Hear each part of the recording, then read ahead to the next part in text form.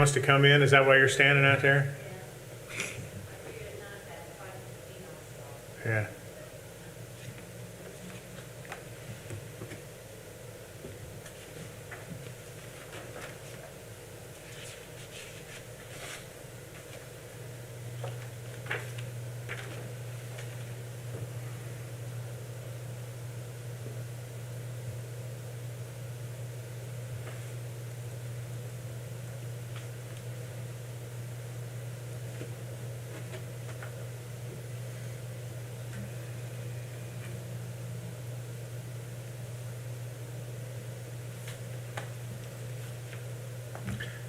Well, Apple says it's 5:15, so I'm going to call the meeting, the September meeting of the Board of Aviation Commissioners for the City of Warsaw to order.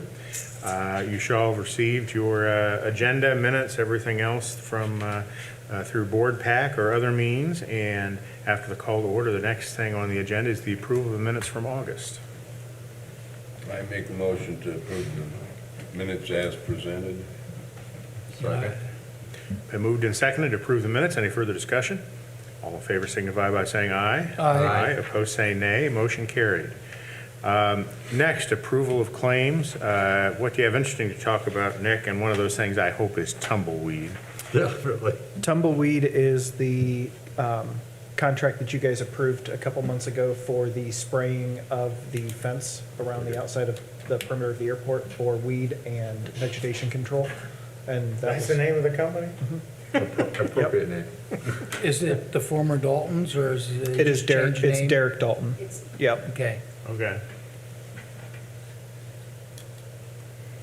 And then outside of that, we have our Ascent Aviation Group for $68,372.12. Everything else looks fairly typical and Yep. in most cases self-explanatory. Yep. I move we accept the claims, especially the $68,372.12 for Accent Aviation Group. Second. Oh, sorry. Been moved and simultaneously seconded by the rest of the board to approve the claims. All in favor signify by saying aye. Aye. Aye. Opposed say nay. Motion carried. Engineers report, next. Very good, thank you, Jay. Nick, you want me to share my screen? Or I can pull it up if you tell me what's easier. If you've got it right Okay. there, it'd be easier for you. Share my screen, shouldn't be a problem. Can you guys see it? Yeah, can you zoom it in a little bit? There you go. That's much better. Okay. So the first item on the agenda is our Greenway 1836 rehab. The board action that we have there is Fenton Brown pay request number 6, which is the final invoice for payment, $183,525. We went through this pay request, it's in order. So all the contractor closeout paper has been submitted. So we ask that the board approve the final payment of $183,525.45. I will make the motion that we approve final payment, number 6 for Finn and Brown in the Second. amount of $183,525.45. Been moved and seconded to approve Fenton Brown's pay request number 6. Any further discussion? All in favor signify by saying aye. Aye. Opposed say nay. Motion carried. Perfect, thank you, folks. CHA and Nick met with the FAA, discussed the grant amendment. CHA is currently finalizing that amendment paperwork as we speak. So we should have that completed this week and over to Nick to submit to the FAA. No current invoice at this time for CHA. So that project's coming to a close. So all good things there. For the Runway 27, the Powerline project, I know that we didn't have a board meeting, well, we didn't have a board meeting earlier this month, but the day after the August board meeting, we had the kickoff meeting with AEP, the FAA, CHA, and some representatives of the board and Nick. The meeting minutes were distributed to the attendees. I don't think we had any requests for additional minutes. That video is available, so if anybody would like to review, take a look, be part, participate, we can send that to you if necessary. That is currently moving forward pretty well. Just skipping down to the coordination, I'll circle back. We have a bi-weekly coordination meeting set up with AEP. That is a non-FAA participated bi-weekly coordination meeting. We have those through 2022, and we have a separate monthly project progress meeting between the consultant team, the airport, FAA, and NDOT. Really what that is courtesy just to keep the agency involvement during the course of the project. So we've been meeting with AEP bi-weekly. We received a draft of the pre-construction agreement. We provided the airport and the board legal counsel for review. We got those comments consolidated. They've been completed and submitted to AEP for consideration. We're expecting those this week. Hopefully we go through that on Thursday with them. The schedule of the project is essentially pending the execution of the pre-construction agreement. So hopefully, essentially that timeline has, go ahead, Jay, I'm sorry. Nothing. Okay. So essentially they've been working in parallel tracks with the pre-construction agreement and the construction agreement. So hopefully our goal is that once we have execution of the pre-construction agreement, the construction agreement will be very shortly after. So all of those things have been expedited so we can keep the schedule as it currently is. And so far, AEP has been, very good about what their expectations were and being timely about the schedule and construction agreement. So nothing negative to report there, all positive. Taking it a little bit further for the runway 927 runway improvement program, as we're calling it. We have a tentative all-day meeting with Nick at CHA in Indianapolis on October 6th to begin the programming around the runway 927 program. This includes the discussion about the CIP, programming and scheduling. So really what we're doing is essentially reviewing the program that was previously completed, making sure that any updates or necessary improvements to the program still mesh with the CIP and scheduling of the project, updating that programming so we have a more realistic view of what it's going to take to 927, and that goes from planning to programming to design and construction. So really what that means is making sure that we have all the steps in the right place. We have a little bit more idea of what the FAA and what, hoops or hurdles the FAA is going to have us jump through on that project, making sure environmental is in place so that we can set the program up for success from the beginning. Moving on to the hangar door replacement, have Nick provide an update to that project. We do have a final invoice from CHA for approval. I'm sorry, I didn't have that up, so I don't have the exact amount. Nick, I don't know if you have that in front of you. I can pull it up here, yeah. I got it right here. I think it's 3,000. Yeah, I think it's something pretty small. So this is the final CHA invoice. We have completed all of the scope items. Yes, $3,000 total. All the scope items for this project. So from a consultant standpoint, that project is completed. However, the construction is still ongoing. So we asked for board approval for the final invoice for the hangar door replacement. So I move that we approve the $3,000 final payment to CHA for the hangar door improvement. Second. Been moved and seconded to approve CHA's final invoice for the hangar door replacement project. Any further discussion? All in favor signify by saying aye. Aye. Opposed, say nay. Motion carried. And Nick, I don't know if you wanted to provide a little bit more detail on the Yeah. hangar door. It doesn't matter if he does, we want him to, so he'll have to do it anyway. If you'll, Very good. if you'll stop sharing, Robert, then I can, there we go. Maybe. Oh, now what I do? There we go. So I went over and took this photo today just to show you guys the inside of the building and where we're at right now. The hangar door itself is complete and in place. The interior has been painted. This is all the insulation that you guys see. And then this section right here is where the 3 overhead doors used to stand. Those doors are now off. And then all of these little support structures that you guys see up along the top, that is what they're currently working on pulling down. Once those have been removed, then they can finish removing the rest of the skin off the front of the building there. The old front. The old front, yeah, excuse me.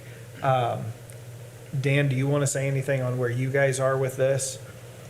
No, the picture pretty well establishes it. They started working, they finished taking the doors down yesterday.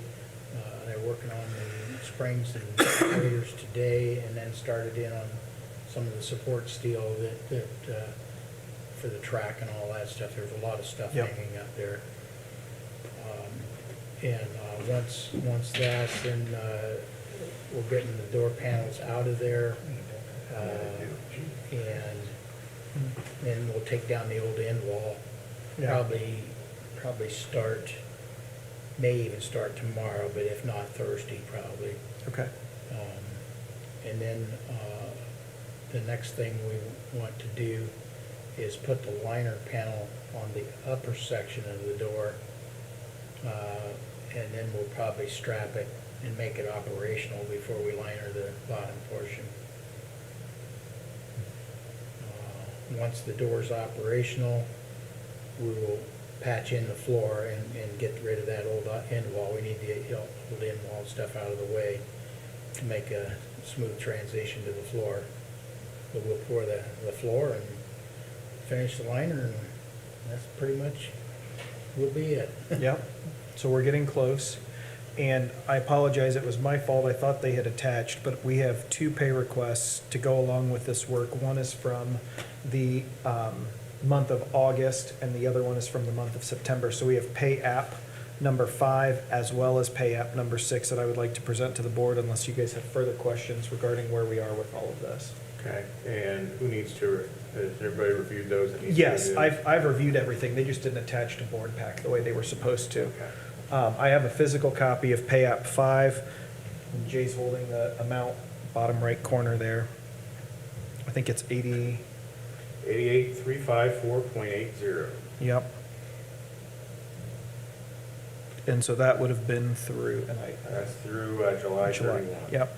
And then this one right here is through August of 31. Okay, well, let's do them one at a time. First of all, we have the request for services to the end of July of 88354.80. I hear a motion on that. So moved. Second.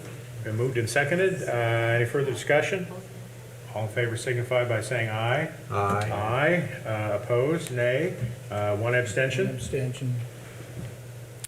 And then the second one is pay app number 6 for period through August 31st of 21 for $41,595.30. Let me see if I can get this to auto lock. There we go. Okay, well, we've reviewed that, but you don't have a hard copy of that for signature yet. Correct. Okay. But we can approve that and then still submit that to the Board of Works meeting as well and get the hard copy for the signatures. Okay, so we can go through this, and now we can also look at Nick's family picture as well. Yep. Yeah. So. Check his internet browsing history, things like that. Jay, that was 40, 41595.30.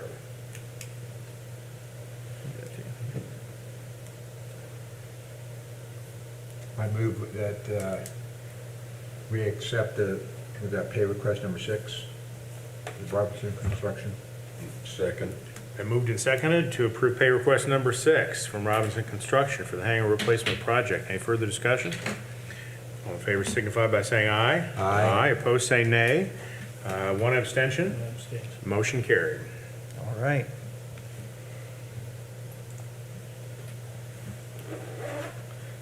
Anything else, Robert? That's it for me. Any questions for Bob? No. Okay, thank you very much. Thank you. Easy day. Next, managers report. Mr. King. All right, well, pretty normal month as far as fuel and expenses go. We were up only about 400 gallons year over year from last August to this August. And as I've said, I think that trend will continue through quarter one, quarter two of 2022. So unless you guys have specific questions, I do have a couple new items to bring to the board tonight.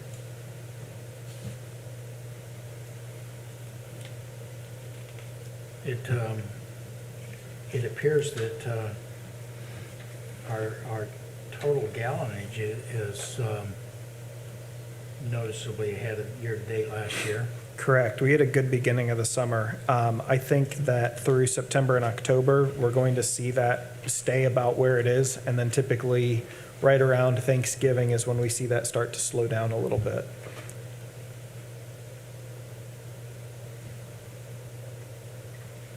How'd the fly-in go?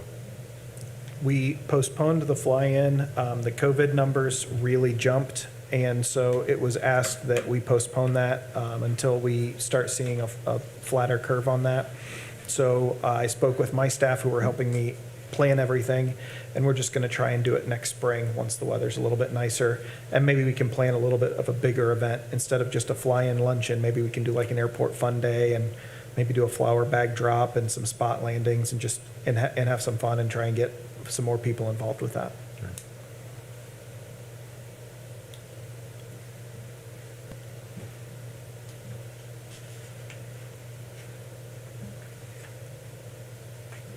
Okay, any questions, other questions about the fuel or income reports?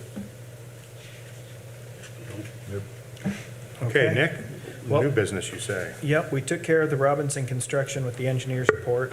So I'm going to pass this, I didn't have a good way to scan this, it just didn't come out right. So Vertower is a company that, and you can pass that down if you want to look at it, is a company based out of Florida, and all they do is aircraft tracking, monitoring, noise monitoring, things like that. We currently use FlightAware for that, and I can pull up what our FlightAware looks like here. For those of you who have never used it before, we can come into FlightAware and track all flights that are coming and going in and out of Warsaw. And it gives us, like this aircraft right here just left, 46322 is out flying around. The issue that we have with FlightAware, certain companies can request that their aircraft information be blocked. If that is the case, FlightAware will not show us that, even though we're an airport and we're paying $1,000 a year for their most up-to-date tracking information.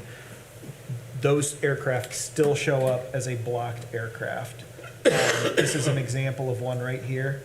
This Citation 210, they flew to Heart of Georgia Regional, and we don't know who that is, and there's no way for us to find that out unless we actually saw that aircraft take off or depart. Vertower works on a similar system, but not quite the same as FlightAware, and because we are a FAA-approved airport, through their program, that blocking does not work. We would see every single person who's coming and going from our airport. And instead of just seeing this is a live up-to-date map over the airport right now, you can zoom in and out. Vertower will even allow, the day we turn it on, we will have access to all of our records from that day forward. So if Cessna 46322 starts up at 2 in the morning and goes up and flies around for a little while and then comes in and lands, and someone calls in the next day and says, hey, someone was flying over my house at 100 feet off the ground at 3 o'clock yesterday morning, we could actually go in and see exactly, they can tell us their address, we can input their address, see what aircraft was over there, their altitude, what speed they were going. It uses all of the FAA's flight tracking data and then puts that in our fingertips. The other piece of equipment, or the other side of this that will be very nice for the airport to use, is it will allow us to see who has hangar queens. What hangars have airplanes sitting in them that haven't been used in a long time? Are they going out, or do we know of aircraft that are not currently registered, or we know that are down for maintenance or whatever? There's lots of different ways that we will be able to use this program. It is a little bit more expensive. It's $6,000 a year versus $1,000 a year, but it also gives us unlimited history with that as well. So we don't have to pay for, an annual, we want to be able to look at 1993. Any data that they have in their system that's in our area, we will automatically have the day that we sign that contract. Even though you weren't a subscriber back then. Yep, so because we don't have their equipment installed at Warsaw, we probably won't have the ground level history, but currently Muncie is using their program. There's another airport in southern Indiana that is using them. So if anybody's at 3,000, 3,500 feet, we very well could be able to see that historical information from what Muncie has gathered. Auburn, Indiana, and Fort Wayne or Allen County Airport Authority are also going to be using this company for their flight tracking as well. I know they just got it passed through their boards last month. Because our meeting was postponed, I couldn't bring it to you guys last month, so I'm bringing it this month. We demoed, and by we, I mean DeKalb, it's Allen County Airport Authority, invited us over to DeKalb. We had several different companies come through and give demonstrations. Aviation also had 5 or 6 different companies give us webinars to look over everything. And VerTower, hands down, is the most comprehensive, best program out there on the market today. 2 questions. First of all, who will, and I know this is FlightAware, not the other Yep. folks, but who is that information available to if we go with this new company? Who can access it? And secondly, do you have any examples of, for us, when not having information about a blocked airplane had some impact on us or our customers? Blocked airplane, about a month and a half, 2 months ago, we had an aircraft come in and land. He got fuel. As is customary, he went and had his meeting. It was a Phenom 300. It's a small jet. And he said he would pay when he got back. That is something that we do we did it 3 times today at the airport. He went and did his meetings. When he came back through, it was 5:30 or 6 o'clock at night, so there's only one person on duty. That person was out fueling somebody else, and this guy had another meeting to get to, and so he left a note that said, "I'll call and pay for my fuel tomorrow." Well, we never heard from him. My guys had his tail number written down, but it was the tail number was blocked, so we didn't know where he was based or anything like that. And then when we looked up the FAA N number registry, it went to an LLC that was based in Chicago, but there were 4 or 5 different airports that were in that area. We eventually found the person's information by calling all the different airports. Had we had VerTower, we could have typed in that tail number and it would have shown us every single flight history of that aircraft in the Midwest. And so we would have been able to pinpoint, oh, they're based out of this airport, and called and gotten the information. Instead of taking a week and a half, 2 weeks right there, we would have had it within 3 minutes. Okay. The other thing that it will be really beneficial, typically it's crop dusters, but every now and then it's not a crop duster, and we'll get a phone call about somebody flying some aircraft at 50 feet over my house and they did this or whatever the case. Well, if they tell us that address, we'll be able to type in the address and then what day and what time, and we can see exactly what aircraft, how close they were, how high they were off the ground, all that kind of thing. So it's not just the blocked portion, but it's also looking that up. The last piece of information that it's going to be really critical for us, right now, the state uses a complex statistical algorithm to count how many aircraft come and go from our airport every year. About every 5 years, they set up some equipment that they use sound recording. When it hears an engine of an aircraft fly over, it makes a count of 1. This system will be able to tell us exactly how many aircraft have departed, exactly how many have landed. We can check by week, by day, by month, by year, and then we can even go in to look and see how big of aircraft, what type of aircraft, and then help the state really, that gives us more funding. The larger aircraft, the more aircraft we have, the more funding that we could potentially be eligible for. And so that's the last big piece of that information, is giving accurate number counts to the state. And will this information just be available to you? So I will be the manager for Warsaw, Indiana, the site manager, but I could make each one of you an account. You could look it up at home. My staff, we could have it set up so that they could have an account as well, so that they can see, like here, they have a page that is set up. Is there a flight scheduled or en route? Have they already arrived? Is there a flight scheduled to leave, or have they already departed, and then where have they landed? This is the page that we use the most often Yeah. at the airport now. This is still available to us for all of those flight plans, but then it'll just give us some more in-depth information that we just currently do not have access to. What about VFR? If it is in the air, it will get it. The only time that we won't see that aircraft, if it does not have ADS-B and it is not in a radar coverage area, because it crosses both of those. ADS-B is a piece of equipment in the aircraft that tells the tower where the aircraft is. In our area, it is not required to have ADS-B. I would say 95+% of aircraft have ADS-B. But if they have radar coverage of the aircraft, it will just show up as an unknown aircraft, and it'll still tell us the altitude, the direction, the speed, and then it'll still count whether or not it has come in and landed and taken off.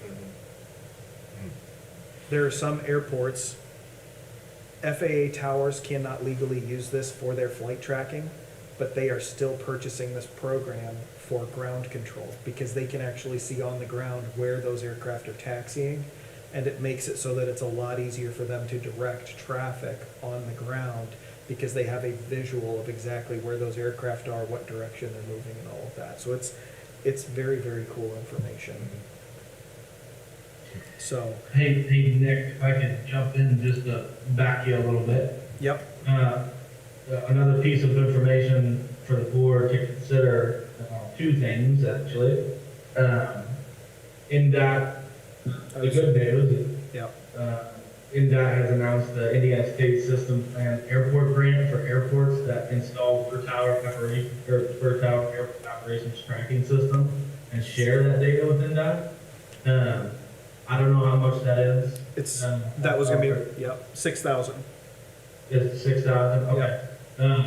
And secondly, from the runway 27 programming standpoint and the FAA standpoint, it would be very good to be able to have this type of information that takes it a little bit further than FlightAware, to be able to justify some of the either runway lengths or operations or IFR operations or instrument operations at the airport. So further along down the line, we need to start approaching those types of discussions with the FAA from, funding nav aids or moving nav aids, updating nav aids, runway length, the discussions that are going to be surrounding the runway 27 program. It would be very helpful to have data that the FAA is going to back that is non-FlightAware data in order to help the airport strengthen its case for funding into the future for infrastructure improvements at the airport. And I was gonna touch on the state grant. That state grant is for $6,000. We can either do it $1,000 a year for 5 years, or it'd be $1,200 a year for 5 years, or we can do $6,000 in 1 year. We could do $2,000, $2,000, $1,000. The state is just requiring that we have a system in place for 5 years to get as accurate a data as possible for 5 years. This contract is for 1 year. If after a year we've used this program, we either don't like it, it is too much, and we're not using it as much as we thought we would, at any reason, we can stop using this program and we're not out any other money, and we can go to a different company. There's 5 or 6 other ones that we demoed. The reason I am recommending that we just pay for this out of pocket for the year, we had 6,000 set aside for a different flight tracking program before. This company's relatively new. We'd be the 3rd or 4th airport in the state that would be installing this. We just learned about them about 4 months ago. That's how new they are in this area.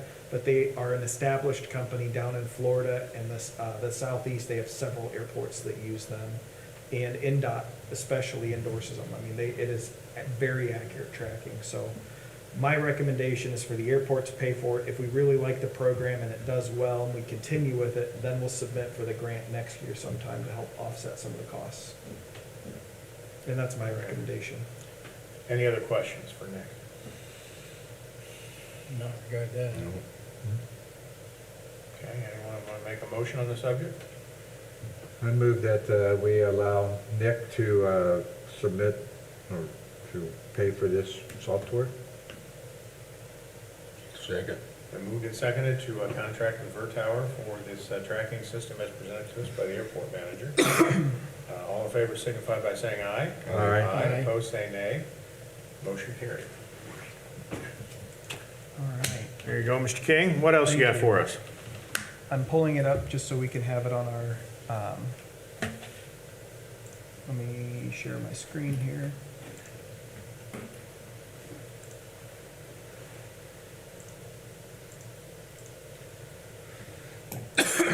Pardon me, my allergies have been killing me today.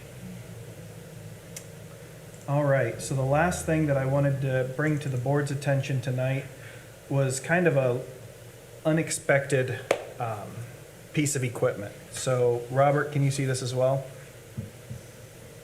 Sure can. Okay. So last meeting, I talked to you guys about going out to bid for 2 snowplow trucks and a courtesy car. We talked with several different dealers in the area, and if we had ordered them at the beginning of September, the earliest we would see any of those vehicles is February to March, which would do us no good for the winter months of plowing. So sitting down and looking through some of our options, this came up, this tractor did, and this is a tractor that would be available to us at the beginning of January.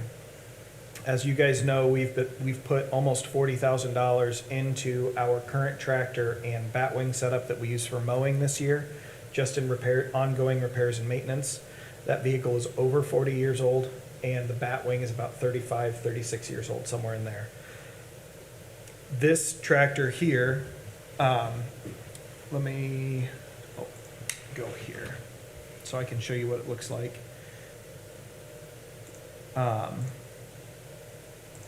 It is a Kubota M7. The reason this is unique, this is typically a $190,000 to $200,000 tractor. Every year, there is a program that announces the Indiana Farmer of the Year. That farmer gets a free tractor for a year. This year, that farmer was in Kosciuszko County, and Moore's Farm Equipment was able to supply that tractor, which was this M7 here, to that farmer. The tractor it's going to have right around 220 hours when this farmer turns it back in at the end of the year.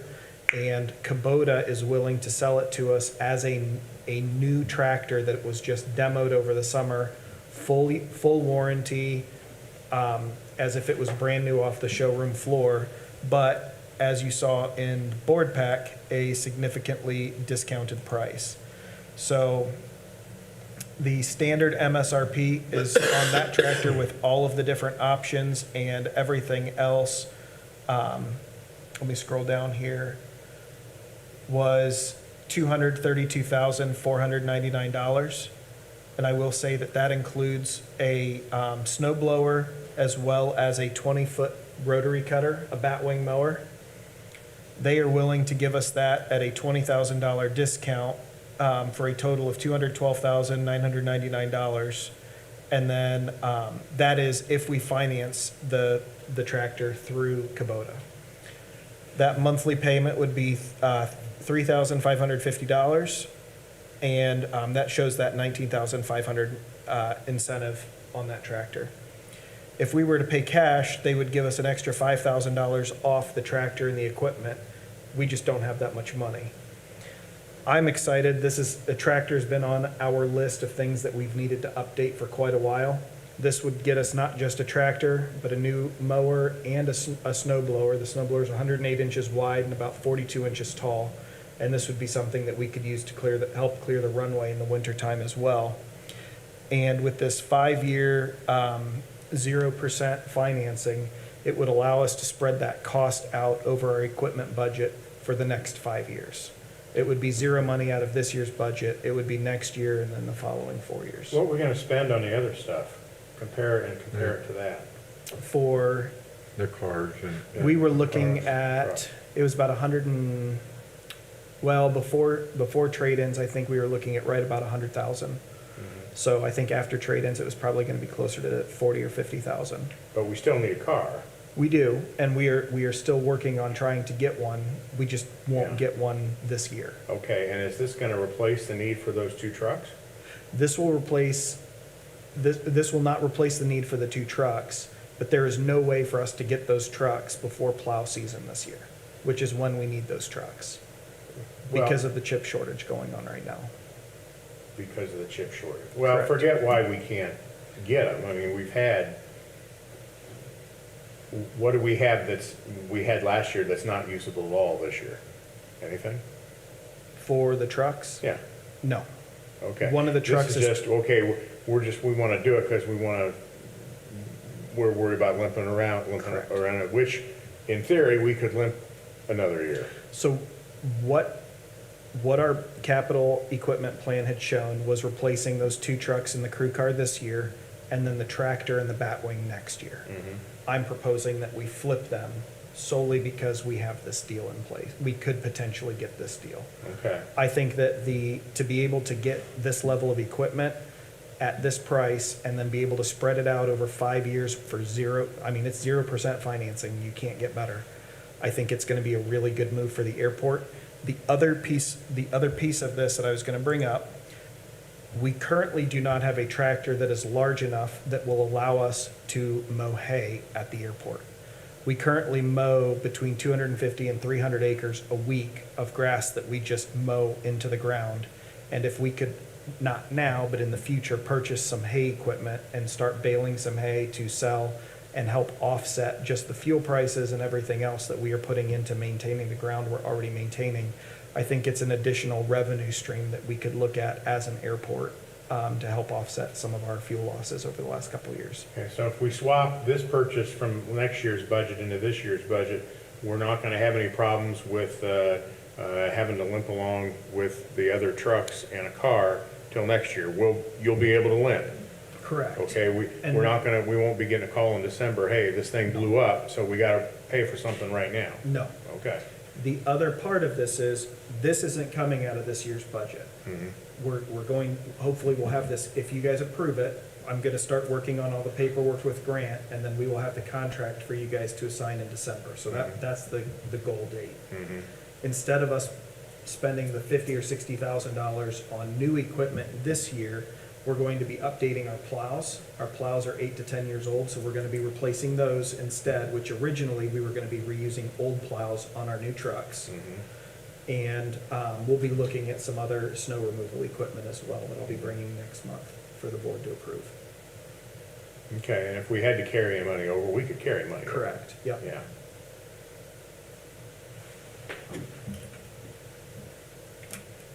Questions, what do we think? You don't get this opportunity every year, No. so. Yeah, I would do it, I wasn't sold on the idea until they told me we were gonna be swapping our capital expenditures. Right, exactly, And, that yeah, I mean, I helped would, me out a lot. yeah. I think it's a good move. Is that a motion? I'll make a motion that we approve this Okay. Second. purchase. Okay. Any further discussion, John? Nope. Okay. I'm good Oh, with it. one other thing Sure. we didn't add. What happens to the old mower and tractor? We will be trading this in. So right now, the numbers that I showed are if we were just to purchase a tractor and do trade. nothing else, no trade. Right. This was just to show you, this is not a very normal opportunity. This just doesn't happen. So there'll be some Correct. So that's, reduction, we just don't know what. that's what I'm gonna be working on with Moore's. They just needed to know if the board was interested, because there's already other dealers that are calling, asking for this tractor. And they knew that we have been looking for something like this for the last few years, but it's just been out of our budget. Because Kubota has the 0% financing, and because this is basically a 10% reduction in cost, it's substantial savings for the airport, and it's gonna let us spread that out, so. Okay, so we'll need that in a contract, so we don't really want Correct. to approve anything yet. Just, you're giving me permission to move forward with Grant to put together the contract to present to the board in the December meeting. Okay, well. The last thing that I will caveat, I did reach out to the city attorney. Anything over $150,000 per state statute must be competitively bid unless there is an extenuating circumstance where the tax base can see a substantial discount. This qualifies underneath that Indiana code. Jay, you might know what that is off the top of your head. I have no idea what is top of my head. I've got it right here, I can tell you. That's why I got books. It is, IC Indiana Code 5-22-10-12, and I can forward this to you, Jay. Indiana Code 522-5-5 as a special purchase where there exists a unique opportunity to obtain supplies at a substantial savings to the governmental body. Okay. So he agrees that this qualifies under that, and if the board is okay with it, I will start working on that contract to present to the board at a later board meeting. Josh, what do you think?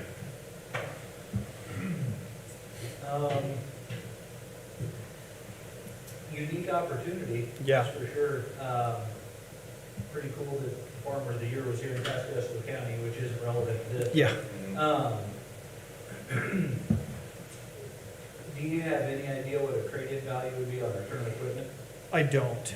The tractor that we have is actually a collector's item. It's so old and there were so few made, but it also has 9,800 hours on it, so that's gonna affect the value quite a bit. So it's really a coin toss. If I had to put a guess on it, I would imagine between 20 and 30,000, but I could be way off. I know airplanes a lot better than I know Yeah, tractors and sure, batwings.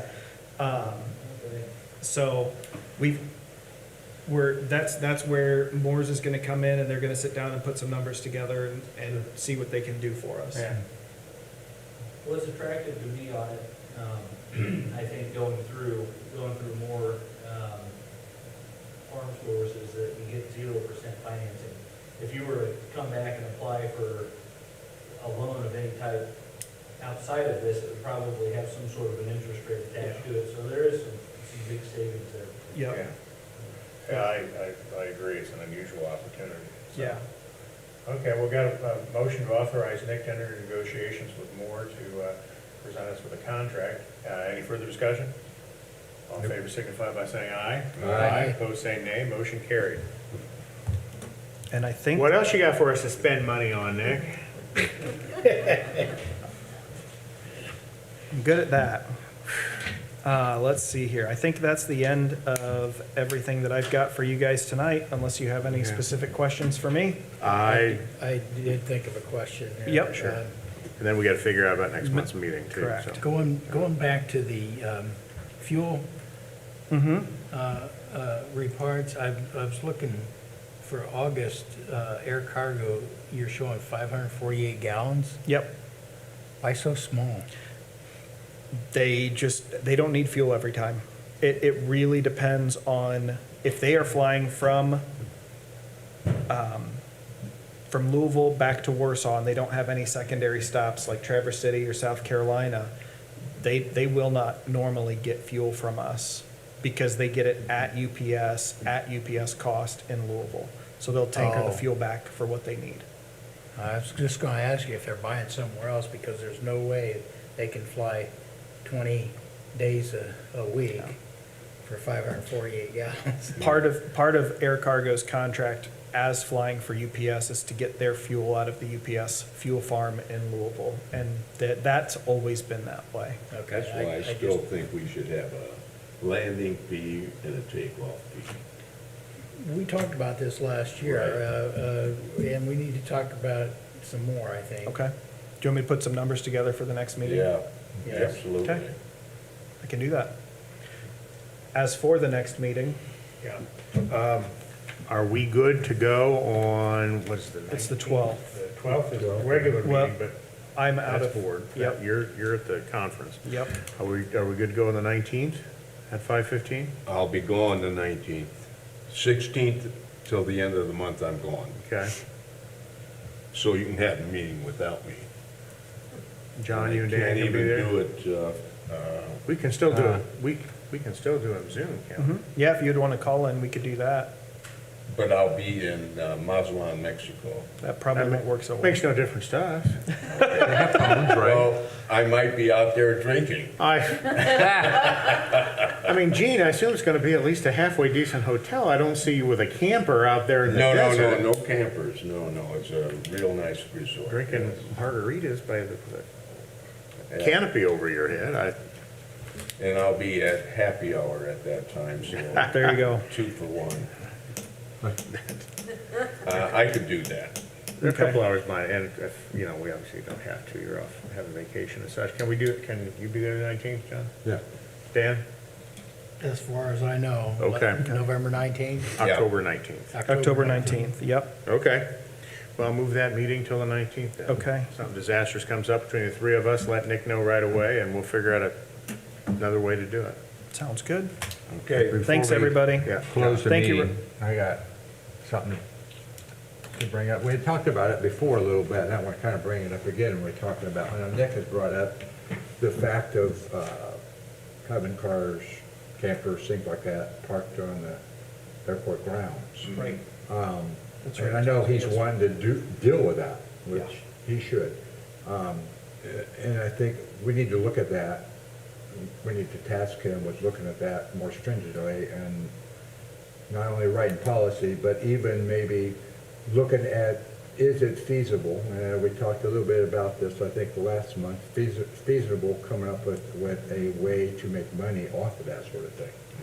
Having a place designated for that you could then lease at commercial prices. Yeah. That would be good use of airport land and a way to make some money for the airport. So I preliminarily, let me pull this back up here. I talked with Robert about this and CHA a little bit. Let me see if I can, that's not gonna let me zoom in, I don't think. Can you see my screen here, Robert? I can, I remember the pictures too. Yeah, so you sent them to me, so this is kind of what I think John is talking about, having set up a crushed limestone area where we could have some kind of an RV storage, whether it's like that or some of the other photos that we found. These are just current RV facilities already in place that would, that just kind of show paved areas. I talked with Robert, and I think that if we were to do it at the airport, the best place that we could look at doing it right now is here on the south side of the airport in this section here. It is out of the way of where our hangars are. I think that if we were to try and put some kind of a storage in this section, or this section, we would probably get some complaints to the board about having that storage is something that people are looking at near where the hangars are, specifically around the corporate side. And where is this a problem now? so we have, there's an RV. random hangar? There's RVs there, We have 2 semi-trailers, a trailer, and a few RVs here. We've got an RV over in this section, and then another one down in here, so they kind of come and go. And that's being completely by the folks that are renting or own hangars? Correct. Okay. Yep. And so in the past, we've actually had people from the public call and ask if they can store store RVs at the airport. The answer's always been no. It's something that FAA would like us to clean up because they do not view it as a appropriate use of aeronautical land. But I also understand where John is coming from. Several hangar owners do own RVs and would like to store them at or near their hangars just because it's easy to store them there. So how do we balance that beam of A, being fiscally responsible, B, following what FAA tells us to do, and C, still providing a service that our customers are wanting? I don't think it would be a problem at all to start looking into this, call around and see what some going rates would be. I have absolutely no idea. Robert, do you have any idea what, I know it's for Indianapolis, but what like a monthly rent for an RV or something like that for storage would be? Well, they change it. There's depends on how nice it is, but you know the going rates for that can be anywhere from $50 to $150 for covered parking. So Okay. it could be pretty cheap if we just do some limestone or some crushed aggregate or something like that. No lean-tos or covered parking. You know, you're probably looking somewhere around $50, $50 to $100, depending on what the market rate in Warsaw is. Okay. So I can start calling around and trying to get some of those numbers to put together. It would take some capital up front from the airport to install a gate down in this area, as well as a fence, because once you cross the fence, we can't have just the general public coming airside and having access to the airport. So I'm just gonna pick on this section here. If we decided to do it in this area, we would just attach to the fence and come out at whatever size we decided we were going to start with, and we would need to install a fence in that perimeter and then have a gate along the road down there wherever we were going to have it. So those would be some of the upfront costs, but then if the return on investment, if we get $50 a month and we have 10 or 15 people, it could be something that could pay for itself in a year or two. I don't know. I've not run any of those numbers, so. Okay. Based on just some quick Google research while you were talking, you're probably looking somewhere between 65 to 120 for open crushed line or some type of crushed rock base storage per spot. Okay. Thanks, Robert. Okay, well, let's get on the agenda for, if you can, for next month, do it. I know it's kind of a tight window, so if we can't, it'll wait till November, but. I can at least get some Yeah. rough numbers together. Yeah, Okay. okay. Any other questions for Nick? Anything further? Thanks for comments from the reminding me of board? that, John. Okay, well, meeting adjourned. We'll see you all October 19th. Yep. Thanks, Robert. Thank you guys. See ya. See you soon. Do I know? But they-